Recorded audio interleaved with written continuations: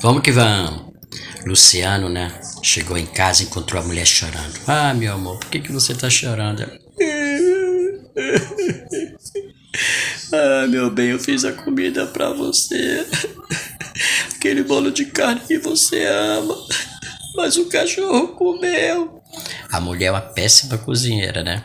Aí o marido chega, ah, meu amor, não fica assim não, entendeu? Não se preocupa não. Amanhã eu compro outro cachorro pra você. Cachorro morreu.